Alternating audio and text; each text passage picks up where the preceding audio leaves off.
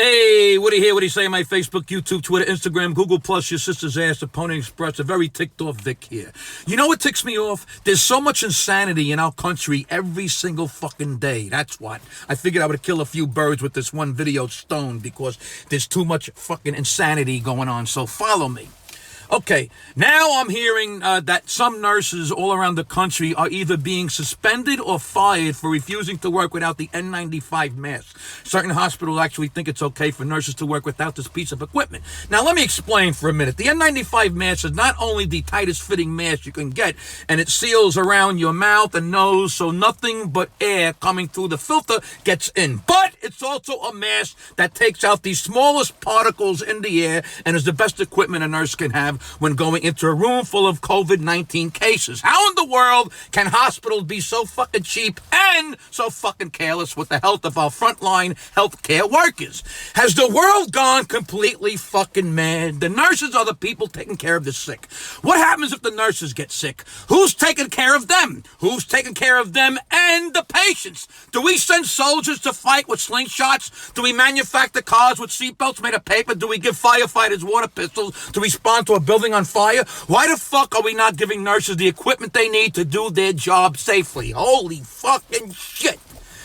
Next, yesterday I read that Ruth Chris Steakhouse received $20 million from the small business grant money that Congress approved. $350 billion was approved for small businesses, and it's all gone now. It's all been given away, but did it go to the small businesses? No, it was the money that was supposed to help small businesses stay afloat. So everyone I know who owns and operates a small business never got any money, but Ruth Chris Steakhouse got $20 million. Do you know how many delis and pizzerias and flower shops and mom and pop stores who only needed $20,000 in most cases could have been helped all over this country? Ruth Chris has over 6,000 employees. They were supposed to get their grants from the money that was meant to go to the bigger company. The $350 billion was meant for companies that were 500 or less employees. Where the fuck is the government oversight here? Stick a fucking Ruth Chris medium rare T-bone right up the oversight's ass for doing this. Honestly, what the fuck is going on here?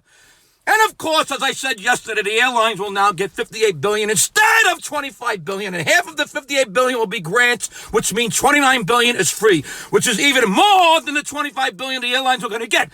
And of that $25 billion, 70% was grants and 30% was loans. But no, now the airlines are getting way more than they even wanted. And of course, we're hearing grumbling from some airlines that still might lay off workers after they get the bailout. Well, at least they're honest scumbags. See, this is the problem with the bailout. Give them to the people. Just give them directly to the workers. Then the company just has to worry about generating enough money to keep the lights on. Haven't we learned too many times that when you give the big company all the money, the execs get fat and the workers get fucked? This is the definition of insanity. We keep doing the same thing over and over again and expect a different outcome every fucking time.